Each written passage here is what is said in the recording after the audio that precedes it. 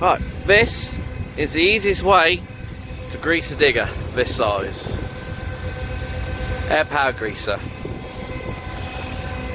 Runs off a van. Makes greasing this thing up easy. Well, this air greaser I've got was the most used tool on this site when I was working there, because when this site was going properly, we had, what do we have? We had a 350 kobelco, 300 kobelco, two 300 Hyundais, a 235 Hyundai, a Kestrack B4 crusher, 3 Volvo A25Cs, and a Voltra T151 on a water bowser. And how I used to keep the fleet greased up while I was down here working was one day or every day I'd be greasing machines. So every start of shift, we start at 7 o'clock every day on the dot. So I'd set up on the way out, or on the way out of where the machines park. One machine would track up to me, would fully grease it up, then he'd track off to work, then another one. So we would do all the diggers one day, and then we'd do the dumpers and the tractor the next day. Then we'd go back to the diggers, and then go back to the dumpers. But the only thing I'd never be able to have tracked up to me was the crusher.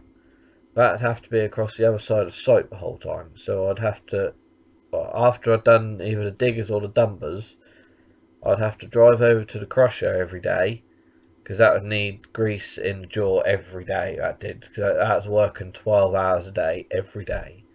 About 5 days a week I was working.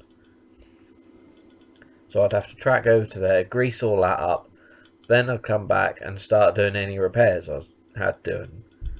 Because when I started looking after this customer, the amount of work I'd done on the dumpers to get them to where they are today, it's just, it seemed endless at the time when I first took it on.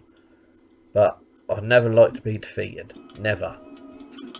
I mean, it probably took me a good 4 or 5 weeks to get on top of all the repairs what were on the dumpers, because 2 of the dumpers didn't have any rear brakes whatsoever.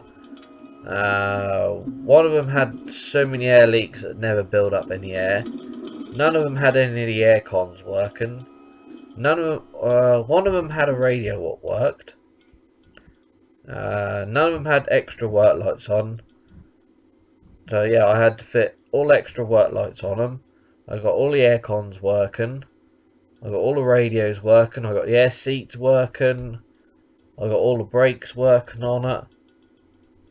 Yeah, then I had axle seals to do on it. I had gearbox seals. I had engine seals. I had fan belts. I had windscreen wiper blades. I had heaters.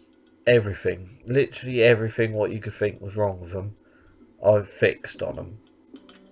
So there were a lot. Well, I had a lot of new dumpers when I'd finished. Everything worked as it should. All the lights worked, the horns worked, everything. And I forgot a machine which we had down there. That was a Hyundai 940 or 960 loading shovel as well down there. I can't remember quite what it was now, but that's the one I done most of the lights on. I mean, if I can find a picture, I'll put it on here.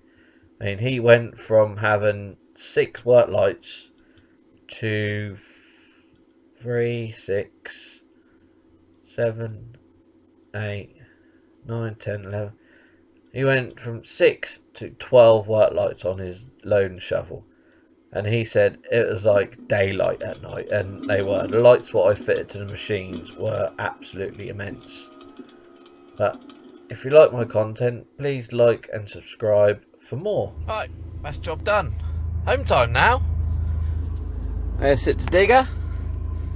All I've got to do now is do the 2.5 to 2 3/4 hour drive home.